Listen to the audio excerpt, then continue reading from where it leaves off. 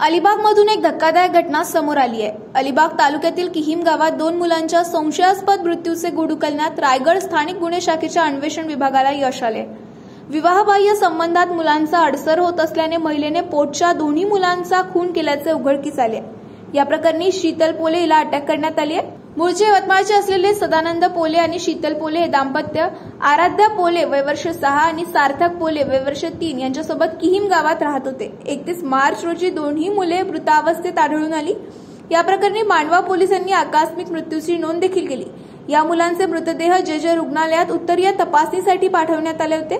तपासादरम्यान पोलिसांनी मुलांचे आईवडील आणि प्रियकराला चौकशीसाठी बोलावले। मुलाच्या आईने या घटनेची माहिती देताना त्यात विसंगती असल्याचे पोलिसांच्या निदर्शनास आले। त्यामुळे पोलिसांनी खाक्या दाखवता शीतलने खून केल्याची कबुली दिली।